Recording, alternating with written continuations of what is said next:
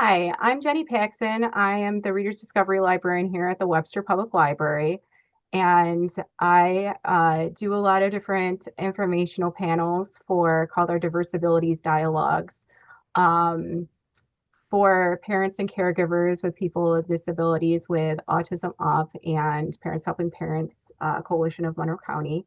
This is not one of those. We're doing this separate, but we had Lindsay on one of our panels in October. And Rochester Works is such a wealth of information on different topics. And I was excited to see they have so many different, services for people with disabilities. So I thought it would be great to have Rochester Works back. And so we have Lindsay Murphy, Leroy Banks, and Robert Newcombe. Robert is with Dream.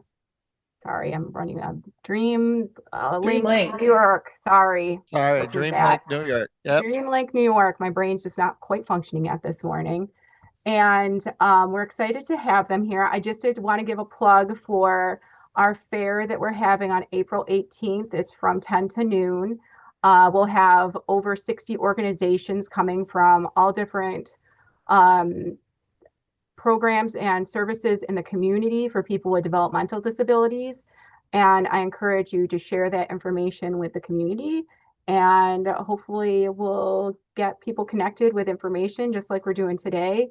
And you'll find some great resources. And Lindsay and Leroy and Robert will be at that as well, so you can see them in person. So, without any further ado, I'm going to let them go and do their or their presentation. Well, hello everyone. I am Leroy Banks, Community Outreach Specialist with Rochester Works. I am here to share some of our tools that we have. One thing that I love to talk about is all the tools that Rochester Works possess. We meet everyone right where they are. And the tools that we don't have, we're connected with other organizations that will have them. So I'll be discussing a lot of what we have. And remember, no matter what I say, there's still more. It's impossible for me to talk about everything that we do or everything that we have. So one of the first things I like to talk about is the Rochester Works itself at 100 College Avenue. There's some confusion with Department of Labor, but Rochester Works is really located at 100 College Avenue. It deals with the adults at this location. We have at this location a resource room. Remember, first of all, I talked about as we meet you right where you are. So whatever your needs are, one of the first things I would suggest is that individuals sign up, go online and sign up to meet with a career advisor personally. That way you can tell your story, where you've been, where you're trying to get, what you don't like, and we can set up a map, which is called a meticulous action plan for you, because life happens to everyone. And when it's your turn, if it happens to you, you'll be able to get right back on that road because you have the map. So at the 100 College Avenue location, we do have a resource room. It's all free. All of our services are totally free. So you can come and utilize the resource room as kind of like office space for yourself without the overhead. So you're able to get online, apply to jobs there. And that way, if you have questions, you can ask someone that's already there at the front desk. Besides working on a computer, you can make copies of your resume. It's a lot there. And getting out of the house is really important when it comes to the job search portion. A lot of people try to do it from home, but it's really overwhelming and you'll burn out quick from home because there's no line there between your personal and your job search. So I advise everyone to dedicate the time to your job search. Come down to Rochester Works, dedicate 3 hours, 2.5 hours, do your job search. And when you're done, you get to go home and guess what? Your personal is your personal. You don't have to be overwhelmed by the other things that you have to do. So as I mentioned, we do the one-on-one appointments. You can do so by going online and signing up to meet with a career advisor in person at the 100 College Avenue location. It's really important to do so. We can look at the resume. So you can bring your resume with you so we can take a look. We want to talk to you about how you're doing your job search, how you're conducting it, and how it's been going as well. On top of all this, for the barriers that may be there. And let me tell you, the barriers are most of the time false because we can take care of those. If you don't have a resume, you haven't interviewed in a while, you just want to talk about some of the difficulties you face with the job search. That's why it's important to do the one-on-one. The workshops can eliminate most of these, but I think that, again, the one-on-one is really strong. I strongly suggest that everyone really sign up for that. We do have some e-learning where you can do some of the workshops online, but again, I'm hoping that people come out and do it in person, because when you do it online, it's good, but you lose a lot. One is that most of the time, if you have questions, you can't get your answers there online. Next screen, yeah. So the career guidance, it's really important. It helps to leverage your job search and your planning. So we really try to help. We try to meet you where you are. That's why we want to hear from you, what you're struggling with and how many employers you've heard back from. We want to see if it's working, and maybe you don't have to change your whole process, but maybe by changing some of it, you'll start to get a lot more feedback from employers. We do offer training assessment tools. I like the fact that if you don't know what you want to do when you grow up, that happens to a lot of us.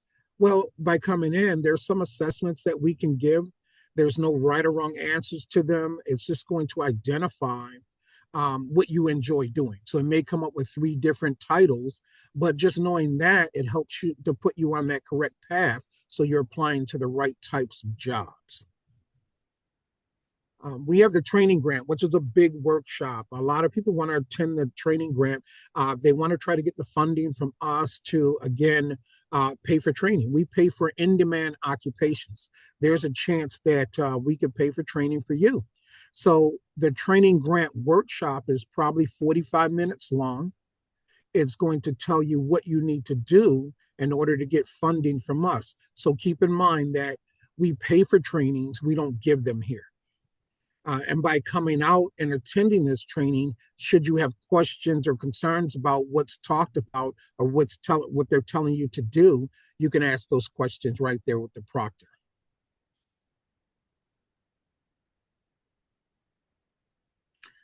I love this portion. We have a business services department, and they actually work hand in hand with the employers locally. That means that we build these relationships that we tend to hang on to. So if we have an event where these employers are there, just keep in mind that it's not just fly by night. We just chose them just to come in.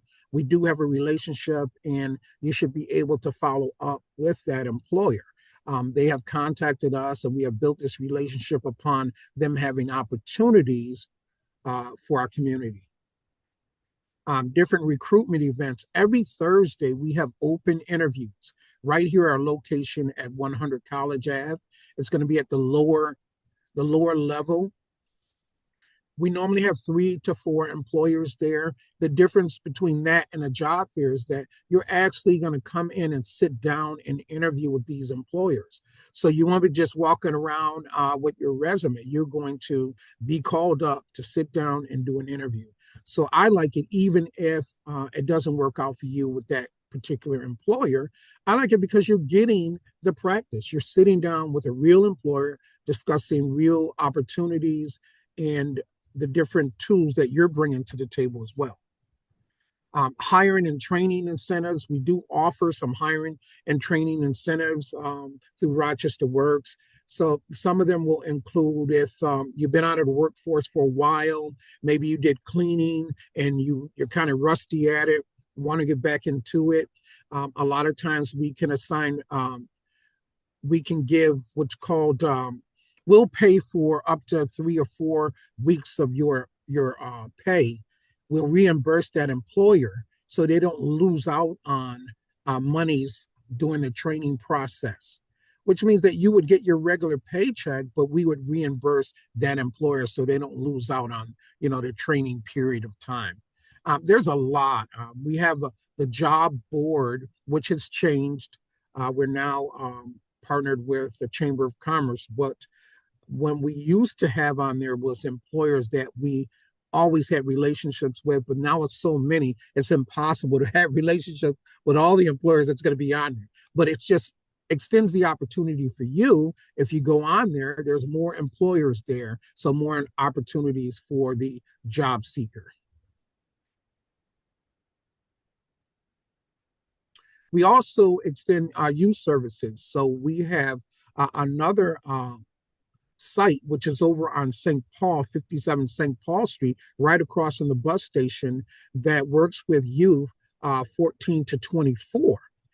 There's different programs there. So depending on the age and what's going on with the individual, they would talk to them about what's better suited for them. But what I love about this is that, again, we never just take off running and say, take this job or that job.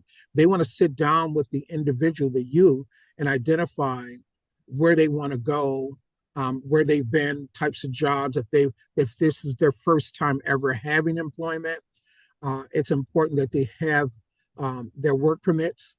And I just like to say that if they're in school now, they can get assistance with the work permit from their school counselor.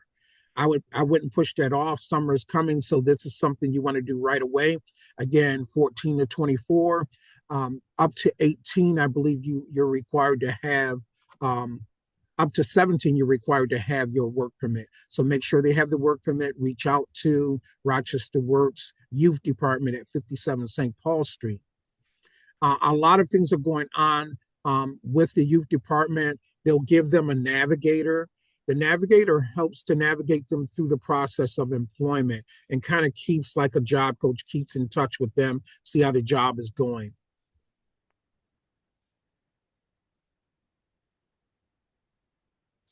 Wow, that quick? Anything else you want to add before we jump into disability Well, services? I guess the main thing is not to be afraid, even if it's your first time looking for a job and trying to find a job. Understand that taking an entry level job is nothing bad with that. I've taken on an entry level job when I came into human services. I started off as a job coach. The great part about taking entry level is that you don't stay entry level and you learn all aspects of that particular job, that career. So you'll know more if you start entry level, and you'll be able to move up very fast. Well, thank you. Great. Any Well, maybe, questions? yeah, maybe we'll pull you in at the end when we do some Okay. questions. So I'm going to talk a little bit about our disability services, and Rob's going to be part of this as well, because this is something that we've really expanded in the last few years within Rochester Works, is more of that focus on supporting any of our customers that are disclosing a disability to us. So my role within Rochester Works is working as the Disability Resource Coordinator. So I'm working on the adult side, 18 and up. So that is what our Career Center at College Ave focuses on. And then, like Leroy said, we have our other location at 57 St. Paul. In the future, we are going to be all co-located. We have the official announcement that we are moving to the MCC building downtown on State Street as of early next year. So we're all going to be co-located in the future together. So we don't have to say, oh, for youth, go here, for adults, go here. It's going to be nice. We'll be all in one location. So that's going to be really nice. So yes, so I serve 18 and up. I am here under a Department of Labor initiative that came about in 2022. There's been kind of previous rounds of this as well, but really this one expanded for across the state. And it's called New York SCION. So it stands for Systems Change and Inclusive Opportunities Network. And that network is the key part of this, because career centers now all across the state have disability resource coordinators connected to them. So we're doing a lot of work on various aspects. We always have Leroy kind of go first to talk about all of the aspects of career centers. And some, you'll probably notice on some of the slides, they say like, there's information about us locally, and then there's like statewide kind of services, because career centers can vary slightly across, the state, depending on whether we've gotten other grants, other programs we're working on locally. But the core career center services, like having youth services, like having training grant funding, like having the actual career center to go into and talk with career advisors, those are all standard services across the state.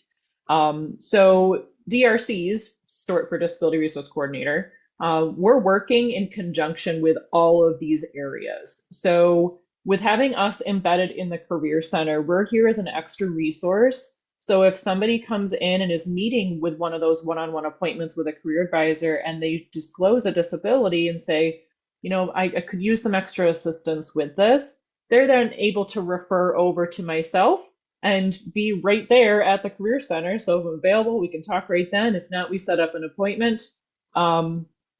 And we'll really, start talking about what additional assistance are you in need of. So is it just extra help with that job search piece? So is it the writing the resumes, preparing for interviews? Is it connecting to other resources in the community that could help you with your job search? Kind of in our title, it says resource coordinators, right? So we're connected to, and Leroy mentioned earlier, connected to other agencies within the area that could be beneficial. And our services are not a one or the other. We work very closely with other agencies, one of them being Access VR. So it's a very collaborative approach. It's not one or the other. We really encourage dual enrollment in a lot of other services. So yeah, we're working on the job seeker side. There's also one other person that works at the organization. Her name is Mary Ellen Claskins, and she's also working with adults with me. So it's the two of us in our disability services. And she's doing a lot more one-on-one guidance for folks. So again, Leroy mentioned our resource room with computers for job search. She'll go in there with people who need help with filling out the actual applications. Applications are hard nowadays. To navigate computer skills, first of all, but also how to find jobs and how to do this hour-long application with assessments that they got thrown in there now. So she's helping a lot of folks with that piece, doing, those mock interviews if you need them. So between the two of us, we're kind of covering that adult population for job seekers. Part of my other role is to work within our business services department that Leroy was talking about. So we're really looking to strengthen relationships with businesses to promote the hiring of people with disabilities.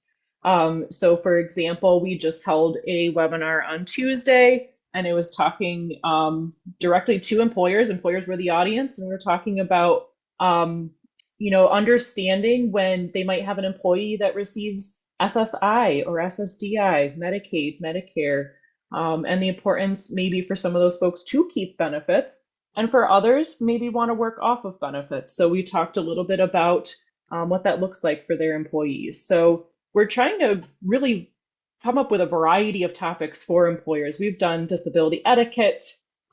We've talked about working with individuals who are deaf or hard of hearing, people who are blind. We have a larger event coming up in March that's going to be in partnership with RIT. So we're really doing a lot of different things to try to educate employers so that when we are working on the job seeker side, we're hearing both aspects, right? So we're telling job seekers, okay, this is what we're hearing from employers, and we're telling employers, this is what some of your job seekers are going through. So working on both ends. So integrated resource teams are kind of like that part I was talking about earlier with coordinating resources for the individual. So if they come in and they haven't connected with Access VR and we think that might be a good support for them, we're going to help them go through that process of applying for services. We even have an Access VR counselor that comes to our site every week.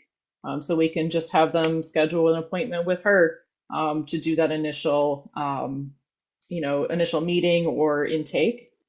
But beyond Access VR, resource teams could include somebody's case manager, service coordinator, it could be family or friends, really anybody who's kind of in their life, and we want to help figure out whose role is what, and we'll kind of meet on an ongoing basis to make sure that person's getting that support they need to work towards employment. Benefit advisement. So I touched on it for the employers this past week, but benefit advisement is a huge thing that we're doing. So Mary Ellen and I are both work incentive practitioners, meaning that we are trained in the roles of Social Security and what happens when you are working and the impact of income on those benefits.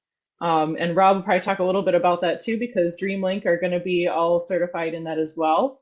But it's a huge topic that comes up in this world of working with a disability because you might have those benefits and need some guidance on, how to make some educated decisions on whether to take part-time or full-time work and what to expect with your benefits. And Leroy mentioned earlier our workshops that we hold. I want to just make a quick plug for the different ones that we have running every month right now. One of them is called Disability and Disclosure. Actually, all of these workshops are virtual, I should say. So easy to, attend from home. We recognize transportation or, other things could be a barrier to coming to our workshops in person. So we keep our disability ones virtual. If somebody does need to come into our office to use a computer, though, they can absolutely do that. We'll set them up on the computer to attend the workshop.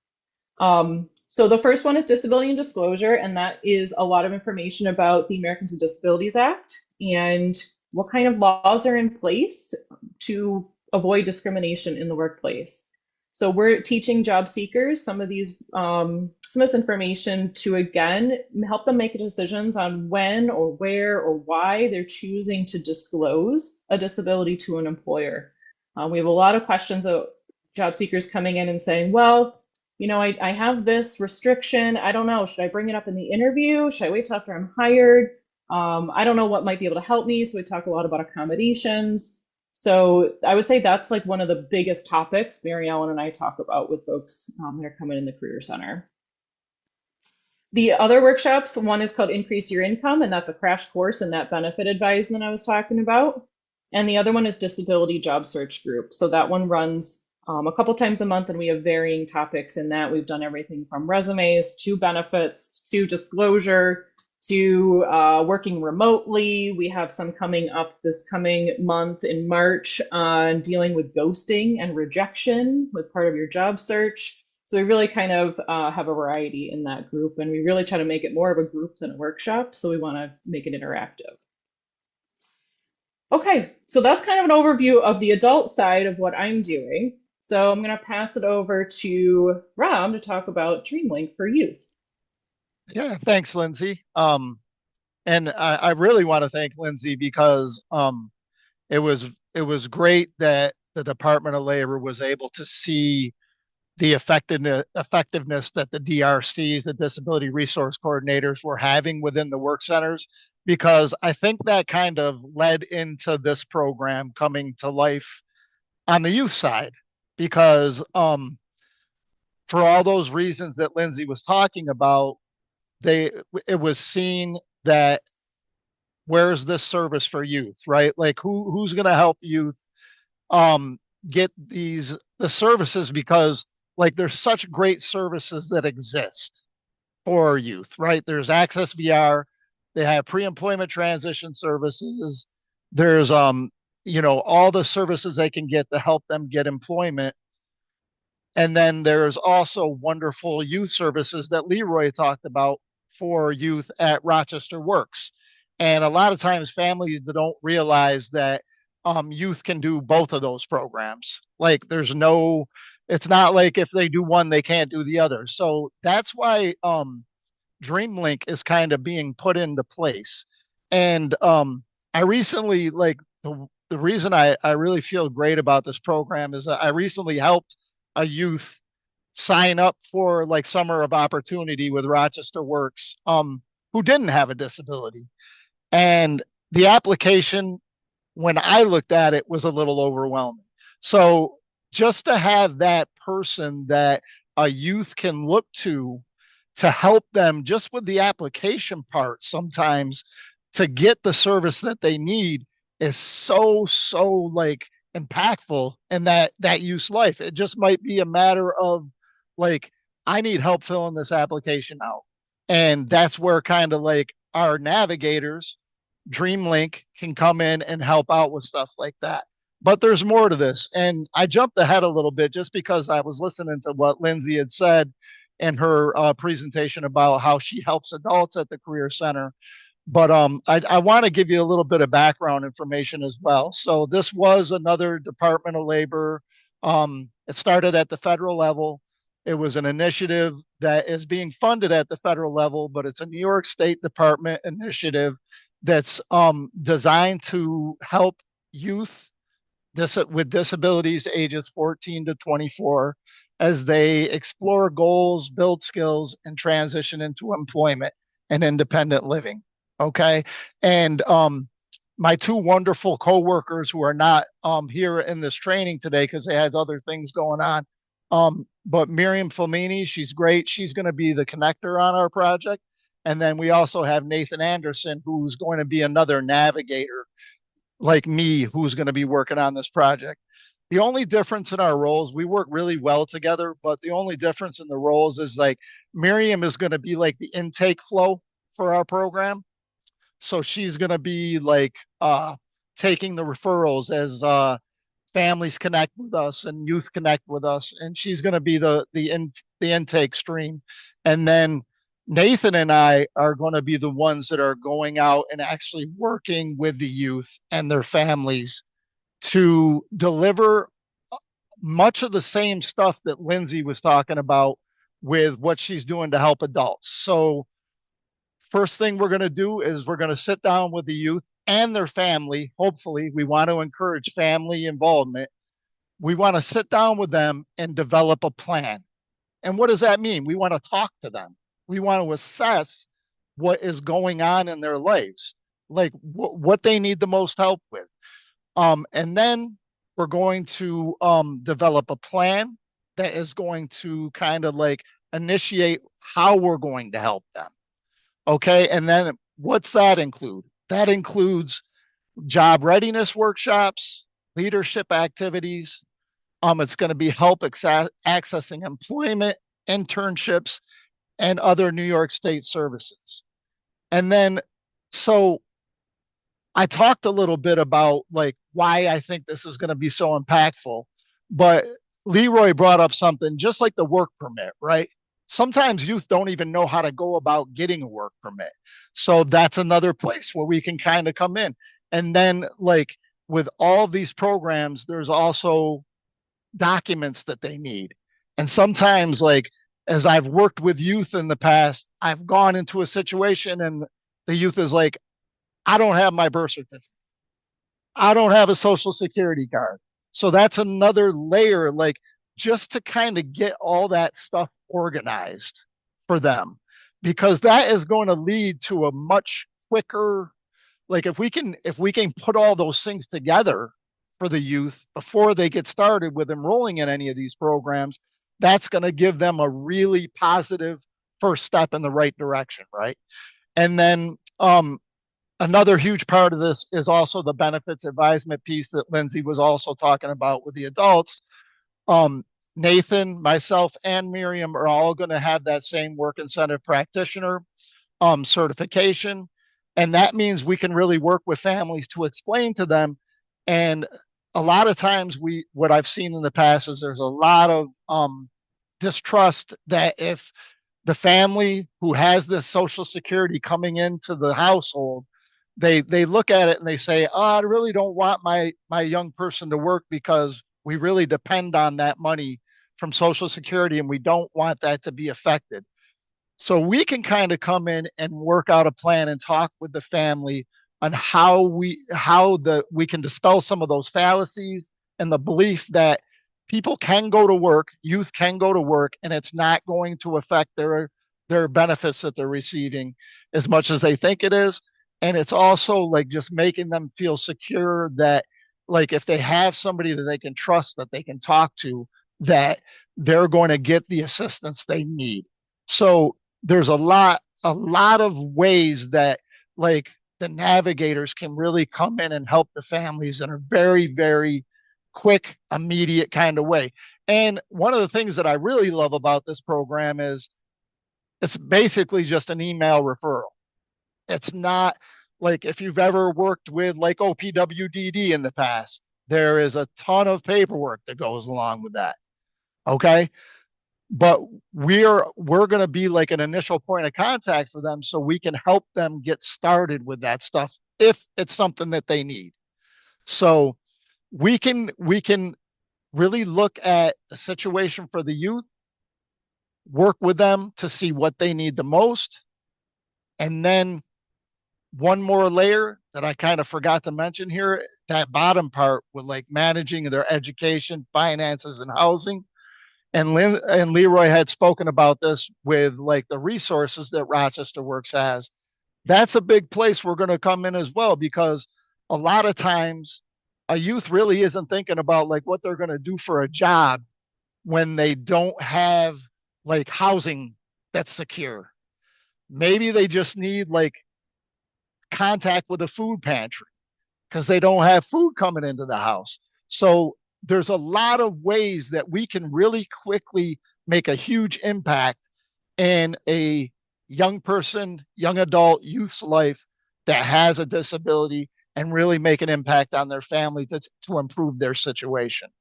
So that's kind of my spiel. I'm loving this program, and I think this is going to make a huge impact as we go forward.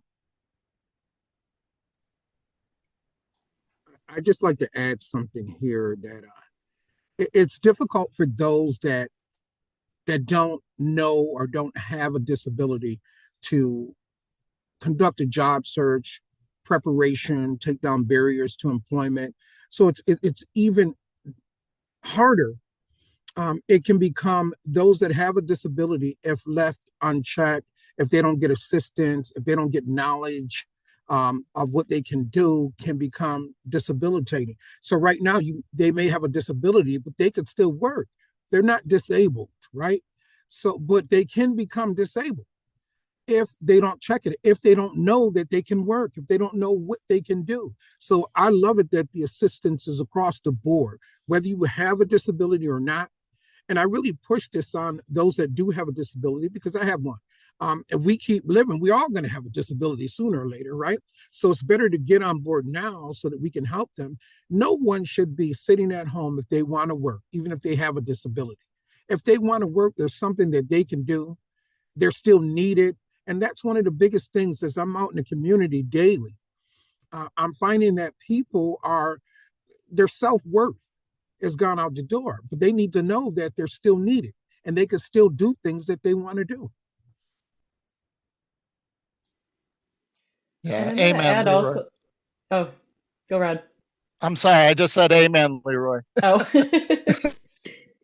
I was going to add something that came up with Rob. So when you were talking about, it's easy to just send an email to get connected with them. It's the same kind of thing with us in the Career Center. So, when Leroy's talking about coming into our Career Center, really all it is just making an appointment with us. There's not a whole lot to get started. When you first come to meet with us, if you've never been to RochesterWorks before, we do a little bit of paperwork. It's like a couple pages, but really we're just, getting information in for our system, learning more about you, what you're looking for, what's your background been for employment. Some demographic information is asked because we want to see, would you be interested or need any of these additional services that we have to offer, or other things that we can connect you to. So it's all meant to help you with that paperwork, but it's very simple. It's one meeting. You're already in there. You're meeting directly with an advisor. If you're coming in for disability services, Mary Ellen is our main point of contact to get people registered that are coming in directly saying, hey, I heard you have disability services and I want to connect directly with you guys. You don't even have to go through other advisors. You go directly to Mary Ellen, still get you registered, and we'll be good to go. So it's easy. And again, the disability side, what is classified under that really is broad. We are working at the Career Center with anybody who comes in the door. So it could be physical disabilities, it could be mental health, it could be learning disabilities, IDD population, it could be anything. So I just want to throw that out there too, because sometimes people, like what Leroy's kind of saying, in the community, there's an idea of what is a disability. And, we do a lot of presentations with mental health organizations. And when we ask there, what do you think is a disability? People talk about, oh, well, mental health falls under that. But if we go to another part of the community, nobody mentions mental health. right? So it's I think there's a lot of just confusion about that world and what might fall under, and that's why we do that like disability disclosure workshop. We talk about what falls under the ADA that could qualify you to get accommodations at work. So it's a lot of education on that side as well. I think that's all we had. Oh, I only have my contact information on here, so I'm gonna just skip past that so we can put it all, maybe all of our contact information in the chat here. Yeah. Um, let I me was look at. also gonna drop some information, a flyer about our program in the chat, but I wasn't able to do so. So, Jen, do you think it would be okay if we got that information to you and then you can disseminate it? I think Jen's on the phone. Oh, I'm sure she'll be able to do that too. Yeah, So I don't know, but Rob, if you, I don't know, Rob, are you gonna put your contact information or maybe the DreamLink I'm gonna put everything email? in. Yeah. Okay. So I guess we can, while we're doing like take some questions from anybody joining us.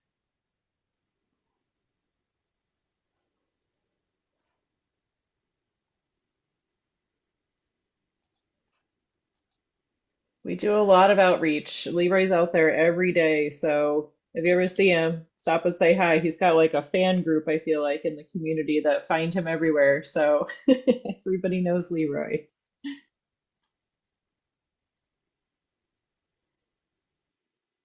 I knew that was going to happen. Sorry. So I had a couple of questions. One was for Robert. So Yeah, a lot of programs, they start around like 14 years of age at school, starting to work on like an idea of where things are going to go for a person with a disability. And they kind of like will work with their program. Do you work with schools directly to like support a student who is trying to figure out what the next type of steps that they would go through? absolutely. And I just want to say this initiative is really designed to meet young folks that like really aren't connected to anything because that's like, so it's like almost that immediate, like, how are we going to make the biggest impact? Because when you see like a student is in school, at least they have that support, Jen. So we're not really focusing on like immediately connecting with kids that are in school because they are like connected with at least a service that's going to get them, hopefully a high school education, get them to where they need to go. But I don't want to like I want to say like if a school, like if there's a transition counselor that's working with a kid and they have a question, like they could always reach out to us and we would do our best to like answer that question. And then like where I really want to stress is like, and what I've seen in the past a lot of times is that when kids are getting close to the graduation, like senior year, and then they're transitioning out, and then kids transition at home. I was working with kids like in my last program through our Access VR funding, and they were connected with services, but then once they left high school, it kind of all fell apart. And then I see the family out somewhere at like a job fair or something like that, and they're like, yeah, Johnny's just sitting at home right now and not doing anything. That's really that like, and now I'm gonna go back to what Leroy was saying. Like this young person has so much potential to do something, right? So we want to make sure that doesn't happen. Like we want to have that continuity of services. And just because a young person leaves high school, there's so many things that are still available to that young person. We just want to make sure they get connected to. Like And I so, will, I'm yeah. going to Go ahead, Liz. piggy off that. So, absolutely what you're saying. So, the youth leave school, therefore, nothing is there. And I'm working on the adult side, so I'm seeing the impact of that for somebody who maybe has never worked before and is in their 40s or 50s now and is, finally getting connected to me. And then I'm like, okay, there's this whole world of support out there that they didn't know about. So this, I think, is going to help divert that from happening. So hopefully 20 years from now, I'll stop hearing, those kinds of stories because there's programs to help intervene earlier. And like the 14, like it's just a matter of educating, right? So like I want to, like, we're reaching out to schools, we're reaching out to the BOCES programs, we're connecting with everybody. I got to tell you, this first couple months, that's all I've been doing. So it's getting kind of like I want to get going and working with youth, but we want to get the word out there about this program, because a lot of times it's just like I want people to envision, like Nathan and I, and even Miriam, is just like disability resource coordinators for youth. So if you have a question, like about something that's going on with a kid that you have in in a school program, like just ask the question. That's what we're here for. We want to make sure that they get the information that they need. And then if we don't have the answer, we're connected with so many resources that I can guarantee you I'll get you the answer one way or the other. So we do have a question in the chat. Julie asks, I'd appreciate hearing more about the Rapid Employment Program. When is the next information session? So I just dropped in the chat the link to, I'm assuming you're talking about the 5 steps to rapid employment, and that is going to be, oh, maybe I put the link for the February one. There's going to be one in March too. Leroy, do you have that information? I might have given the wrong one.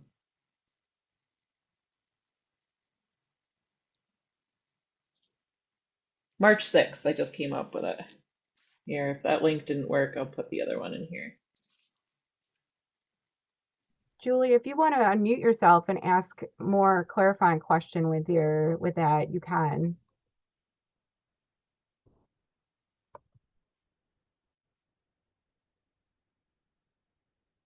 Or not. Sure. Thank you. I guess what is the target audience for that program? Wow. Leroy, you want to take that? Yeah. I mean, I'll tell you a little story. So over 12 years ago, we implemented that program here in RochesterWorks. So at that time, honestly, being a company owner and being in the human services at that time for 20 years, I thought it was overkill. I didn't think it was going to be that important. But I'm going to tell you something. I took it myself. Upon taking that workshop myself, I don't know how we did without it. So it's not just for those seeking employment, it's preparation, it's life changing. So in part of it, it sets up a map, right? It allows you to discover who you really are. It lets you know that the barriers that are out there are not to stop you from getting that job or to moving forward with your career, but it's for the barriers for those that don't want it bad enough. And I always use the scenario, if you're in a room and you hear family members screaming for your help in the next room, nothing's going to stop you from getting to them to help them. Your career is doing the same thing. So eliminate that barrier. Most of the time, the barrier is false. It's only us. We're stopping ourselves. Either we don't think we can do it, someone else told us we couldn't do it, but that 5 steps helps us to gain that confidence, right? It takes you through the resume, it takes you through interviewing, it helps you to identify and set goals that are attainable. It's beautiful. There's a part on there that really sticks with me, and it's a part where they play music on here. You're 90 some years old, right? You're sitting in a rocking chair. You're looking over your life. And they ask who's around you. They ask what kind of certificates and awards are on the walls. And then they say to you, if you had it to do over again, what would you do? What would you do differently? And then all of a sudden reality hits, and guess what? You're not 90 some years old sitting in a rocking chair. It's not all over. And you still have the opportunity to do all those things that you wanted to do. Just knowing that it's false, that barrier could be false for you. And if it's a real barrier, guess what? Once you've identified the barrier, you've also identified steps to break down that barrier. So we can help you right where you are. And I think the 5 steps, they call it a workshop, but it's 5 days and it's 4 hours a day. It starts off midweek intentionally because they want you to get a break, but it's not unbearable. And as you get into it, I think that individuals will love it. You start to become a part of it. The 5 steps, you become a part of that because after it's done, you're still a part of it. You still do follow-ups, you still connect. So it's a wonderful opportunity for those who are seeking careers, seeking opportunities, or kind of lost and don't know what next steps to make. Thank you. You sold me. You're I'm very signing welcome. up. So another question I had was Lindsay, how does RochesterWorks work with Access VR? And like, if some people might not know what that program is, could you explain that? Because you kind of, Yeah. yeah. And like, how does that partnership work and help people find jobs? Yes. So we both have the same goal in mind, employment, career development, training. We're running similar paths. What happens with Access VR, it's a New York State Department of Education, is where they fall under. So being a state program, there's an application for their services. There has to be certain eligibility, disability wise, to become eligible for their program. Um, Once you're become eligible, it opens up a lot of doors with connecting to agencies, especially here in Rochester. Many of them connect to Access VR for funding. So a lot of times you have to go through Access VR to get to some of these services like job coaching, some of that pre-employment kind of training or work readiness skills, internships, work experiences, different things like that. So if for example, if Mary Ellen and I are meeting with somebody at the Career Center that, is indicating that maybe they could use some assistance from a job coach that's going to be kind of like the next level up from our services. If you need more intensive assistance, we would be helping that person connect with Access VR to get that assistance because we don't have like job coaching. Mary Ellen and I don't job coaching. We don't go on site with people to interviews or their job. I used to be a job coach, so I always feel that, need to go do that, but it's not within our roles here. So, and we're not meant to duplicate services of Access VR. So it's encouraged to use both of us in the sense that it's always better to have more people in your corner than not, right? So what we have, when ways I've seen work collaboratively with them, with customers. So I've had some shared customers that are receiving assistance from a job coach with Access VR or paying for training or a degree, but they might use us for attending some of our workshops, coming to our recruiting events, those job fairs or those Thursday recruiting events that Leroy talked about. So we are complementary and not, duplicating things, but we're just providing some different assistance in that disability side of things. For a caregiver who, is concerned about their family member who may not necessarily want a job, or doesn't know what that looks like what the future looks like for them, because they're developmentally disabled. Like, how do you work with both the caregiver and the individual with the disability? How does that look like?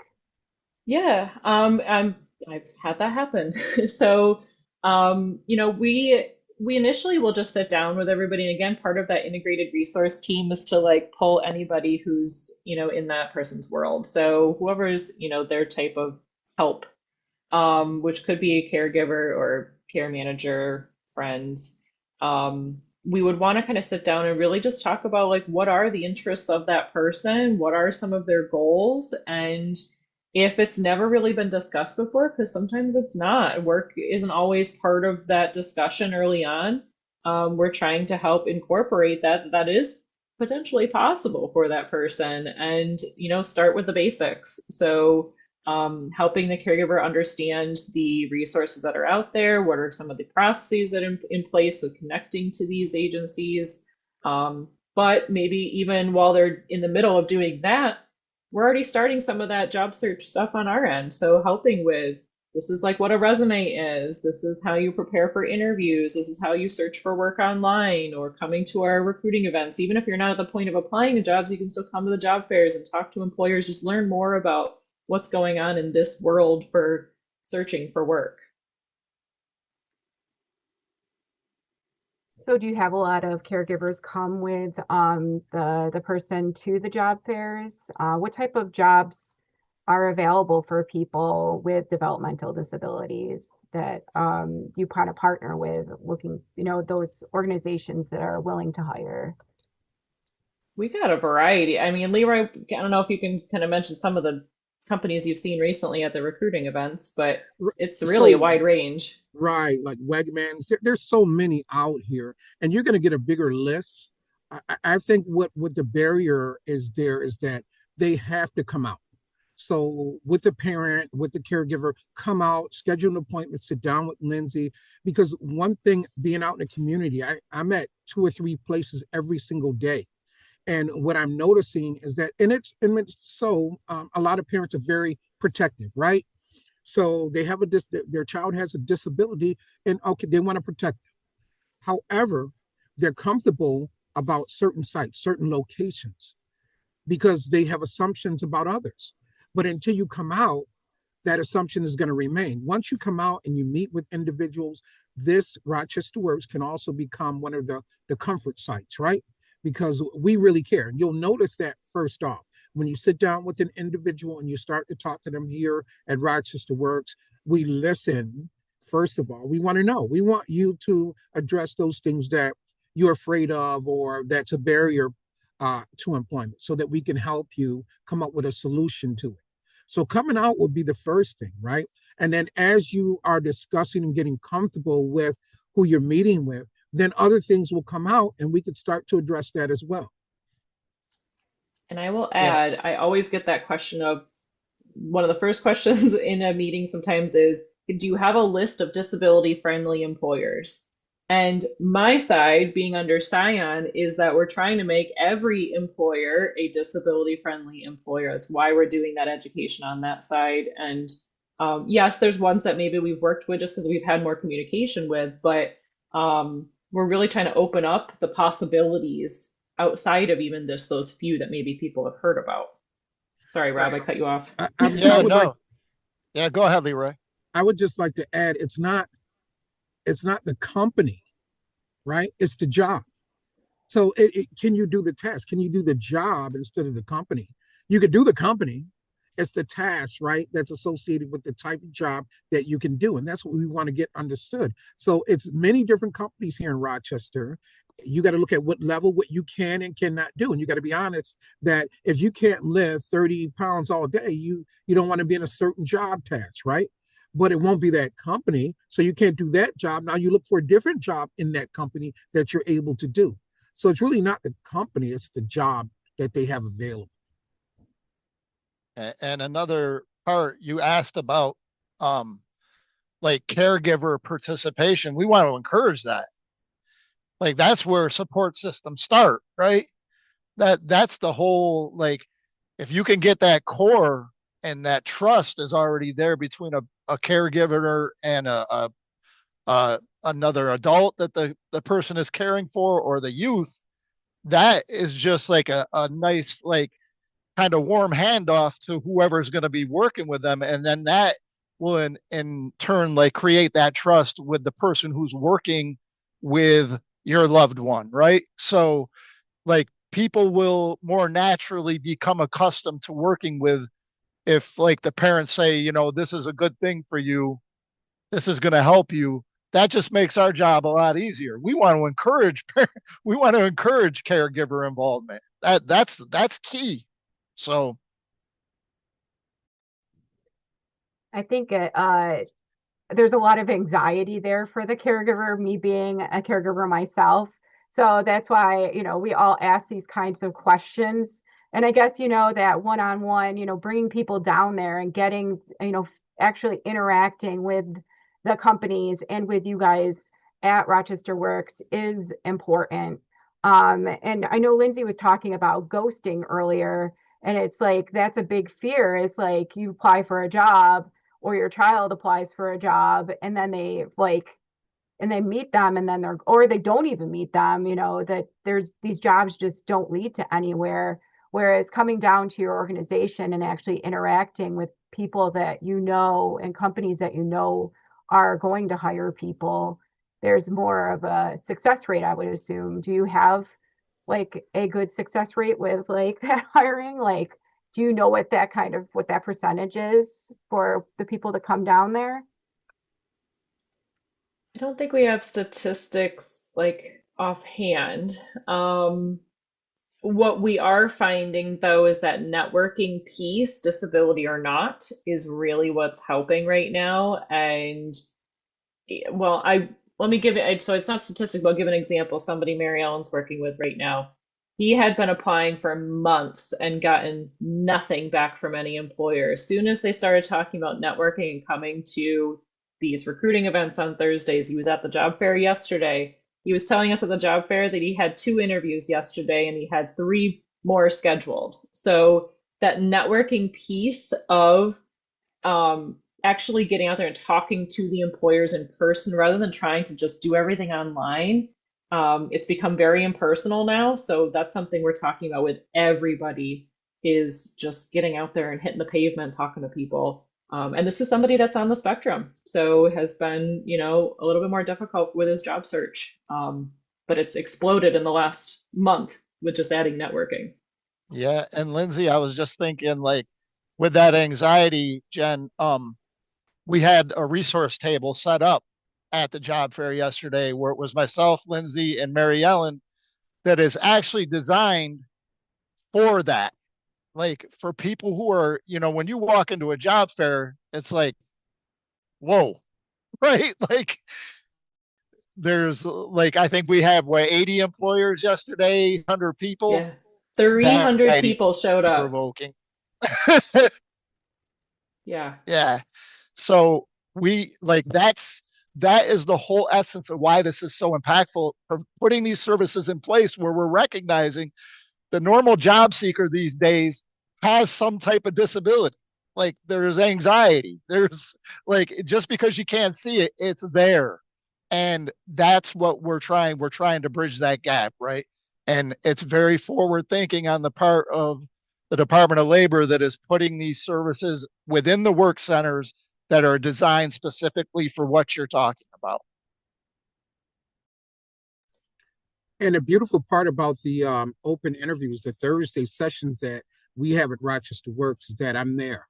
So they can make Rochester Works table the first stop to kind of ease some of the anxiety that may be there. And if need be, I can do a soft introduction, meaning that I'm willing to walk them over. I'm willing to talk to them about, you know, which employer you want to meet with first.